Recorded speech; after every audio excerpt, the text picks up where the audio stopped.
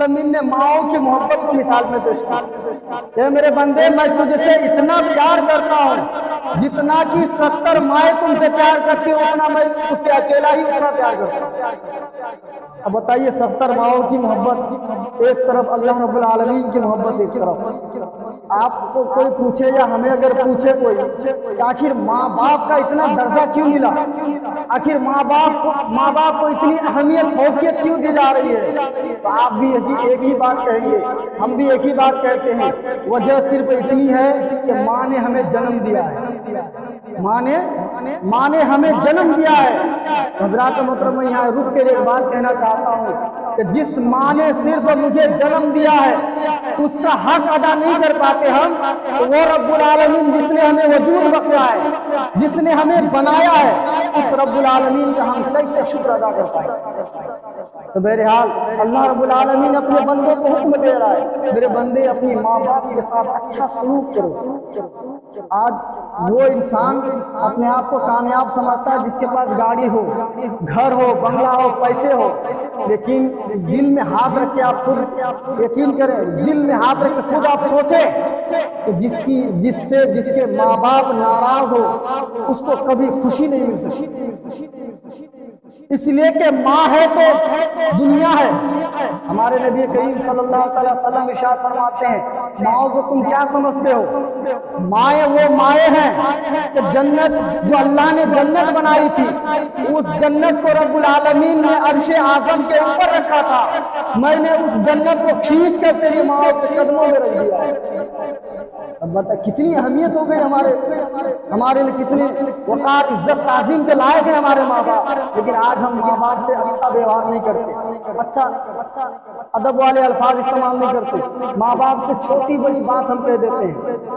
تو اللہ تعالیٰ ایسے لوگوں کو کامیابی نہیں دے سکتا جس سے اس کے ماں باپ ہی ناراض ہو۔ جب تم ماں باپ کو ہی راضی نہ کر سکے تو وہ رب جس نے تجھے بنایا ہے، جس نے ہمیں بنایا ہے، اس رب کو ہم کیسے راضی کر سکتے؟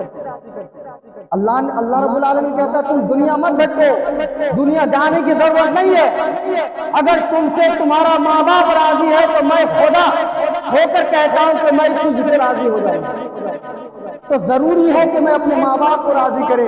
ماں باپ کو کھانے کے پوچھنے کی دعوت توفیق نہیں، ماں باپ سے ہم خیر و خیریت نہیں لیتے اور ہم پیر اور مرید کے چکر میں پڑے رہتے ہیں۔ بتائیے اللہ خوش ہوگا کہ ناراض ہوگا؟ کبھی خوش نہیں ہوگا، اس لیے کہ اللہ رب العالمین خود کہتا ہے، ہمارے آقا خود فرماتے ہیں کہ اگر تم رب اور اس کے رسول کی رضامندی چاہتے ہو تو اپنے ماں باپ کو راضی کرو۔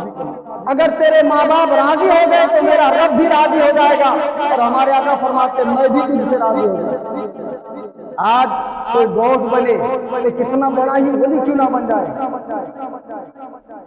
بڑے بڑے غوث، بڑے بڑے اولیاء کرام کا زندگی کو آپ پڑھے، ہر اولیاء سے اس کی ماں باپ راضی تھے، ایسا ہو ہی نہیں سکا۔ بایزید بستامی کے بارے میں آتا ہے کہ اللہ کو راضی کرنے کے لیے، اللہ کو خوش کرنے کے لیے گھر چھوڑ کر جنگلوں پہ چلے گئے، اللہ رب العالمین کی عبادت کرتے رہے، جنگل ہی پہ رہنا تھا ان کا۔ اگر جنگل پہ پھلدار درخت ہوتا تو پھل کے موسم میں پھل کھاتے، پھل نہ ہونے کی صورت میں درخت کے پتے کاٹے، لیکن وہ جنگل میں عبادت کرتے رہے کہ میرا رب راضی ہو جائے۔ لیکن ایسا ہوا کہ 12-15 سال رہنے کے بعد گھر کی طرف واپسی میں آتا ہے، گھر جیسی آتا ہے تو دروازے پہ دستک دیتا ہے اپنے گھر پہ، تو اندر سے بوڑھی ماں ان کی کہتی ہے اور تھوڑی دیر ٹھہر، میں ابھی دروازہ کھولتی ہوں۔ تو بایزید بستامی باہر سے ہی آواز محسوس کر لیے کہ یہ میری امی ہے جو وضو بنا رہی ہے، پانی کی آواز آ رہی ہے۔ تو بایزید بستامی کی ماں وضو بنانے کے بعد نماز کے مصلے میں چلی جاتی ہے اور وہ نماز پڑھنے لگ جاتی ہے، اور دروازے کے باہر بایزید بستامی بیٹھا رہتا ہے انتظار میں۔ اس کی ماں جب نماز سے فارغ ہو جاتی ہے تو نماز کے بعد دعا کرتا ہے، اے مولا میرا بیٹا تجھے ڈھونڈنے نکلا ہے، تجھے راضی کرنے نکلا ہے، مولا میں اس کی ماں ہو کر میں تیری بارگاہ میں فریاد کرتی ہوں، مولا میرے بیٹے سے تو راضی ہو جا۔ اتنا دعا کرنا تھا کہ غیب سے ایک آواز آتی ہے، اے بری عورت تو ناراض نہ ہو، تو مایوس نہ ہونا، تیری دعا رب تعالیٰ نے قبول کر لی ہے اور تیرے بیٹے سے تیرا رب بھی راضی ہے اور تیرا رسول بھی راضی ہو گیا۔ اب باعزید بستانی باہر سوچنے لگے، یا اللہ میں 12-15 سال جنگلوں پہ بنواس رہا، عبادتوں پہ عبادت کرتا رہا، لیکن میری ماں کی دعاؤں کا اثر کتنا ہے؟ دعا کرتے ہی رب کی طرف سے اعلان آ گیا۔ تو یہ ہے ماں کی دعاؤں کا اثر۔ آج باپ کو آپ گانٹ باندھ لے، جس کے حق میں اس کے ماں باپ دعا کر دیتے ہیں کہ اللہ میرے بیٹے کو کامیاب کر دینا، یقین مانے جتنی بھی مصیبتیں کیوں نہ آ جائے، ایک نہ ایک دن وہ کامیابی تک پہنچ کر ہی رہتا ہے۔ لیکن ہمیں ماں باپ کی فکر نہیں ہوتی، ماں باپ دور ہو جاتے ہیں، ماں باپ کو ہم چھوڑ دیتے ہیں۔ یقین کریں، دل میں پکا یقین کریں، اللہ رب العالمین کہتا ہے کبھی راضی، کبھی تم خوشحال زندگی نہیں بسر کر سکتے اگر تم سے تمہارا ماں باپ راضی نہیں ہے۔ آج دیکھیں ہمارا رویہ ہمارے سماج میں کیسا ہے۔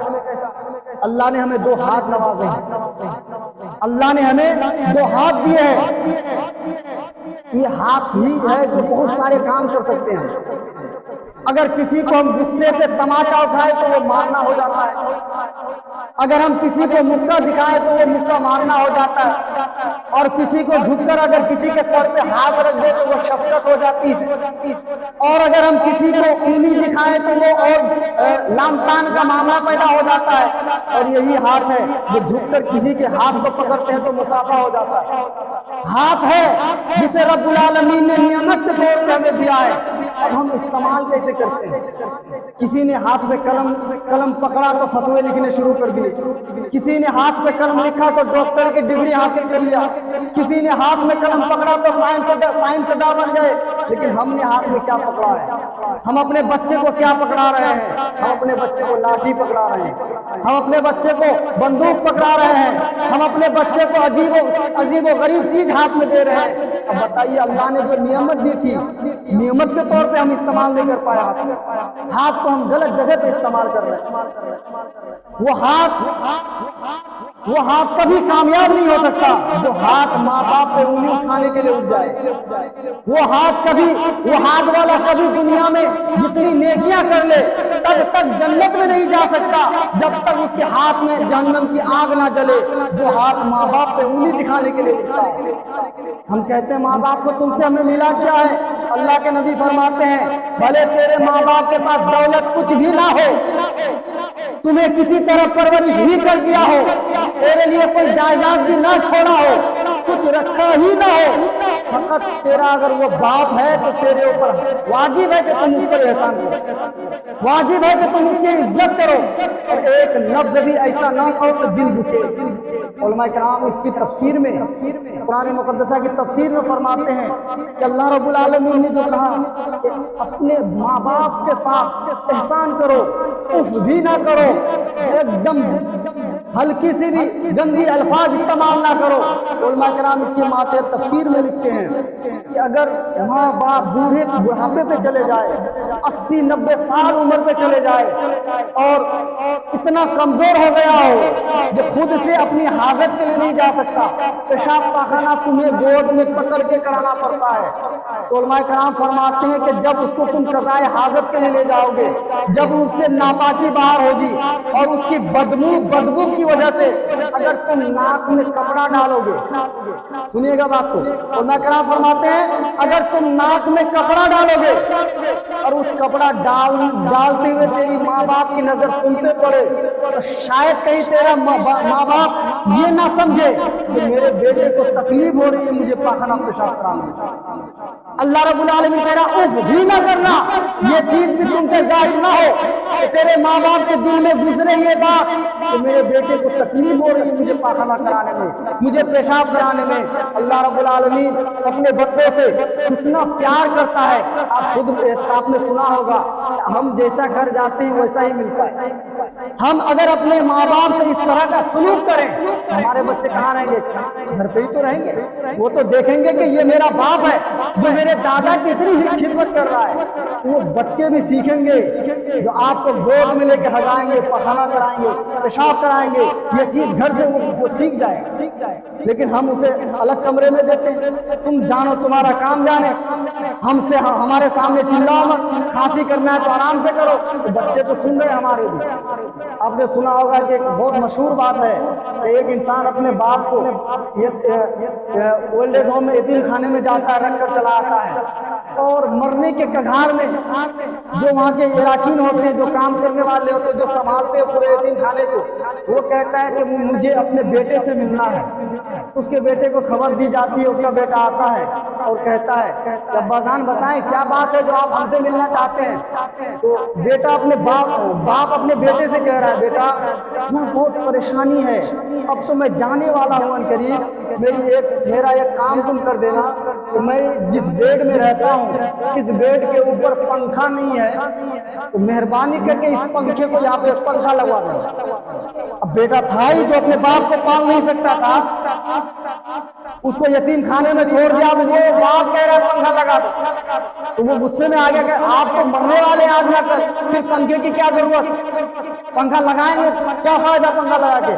تو وہ باپ ان کا کہتا بیٹا آج تو میں جا رہا ہوں, کیا پتا کل تیرے اولاد تجھے یہاں لا کے رکھ دے, تو بغیر پنکھے کا تم رہو تو مجھے اچھا نہیں لگے گا. اپنے لیے تم جگاڑ کر لینا کہ ایک پنکھا یہاں ضرور لگا. تو ماں باپ جیسا بھی سوچتا ہے بچے کے لیے بھلا ہی سوچتا ہے. لیکن کچھ لوگ کہتے نہیں ماں باپ تو ہماری بھی نہیں سنتے ہیں, تو ہم کیسے سنیں؟ ماں باپ ہماری نہیں سنتے تو ہم کیوں سنیں؟ بھائی پہلے ہم ماں باپ کی سنیں. پہلے کیا کہتا ہے, ہم پورے دن موبائل کے چکر میں رہتے, باپ کیا کہتا ہے بیٹا موبائل نہ چلا, اچھی بات تو بتا رہا ہے. ہم پورے دن خواہ خواہ بائک لے کے گھومتے, بیٹا کہتا بائک کم چلاؤ, اچھی بات تو بتا. پہلے ہم اس کی بات تو مانیں, جب ہم باپ ماں کے بات ماننے لگیں گے یقین مانے پھر باپ ایسا ہوگا رحم دل کہ تو جو چاہے گا, جو صحیح کام ہوگا اس کام کے لیے تیرا باپ تیرا سپورٹ ضرور کرے گا. بہرحال آج کا موضوع بحث یہ تھا کہ اپنے ماں باپ سے ہمیشہ کبھی بھی غلط الفاظ استعمال نہ کریں, کبھی بھی ہو, جس کگار پہ, جس مصیبت, جس تکلیف کی گھڑی میں کیوں نہ آ جائے, ماں باپ کے لیے غلط الفاظ استعمال کرنا اللہ رب العالمین خود پسند نہیں فرماتا ہے.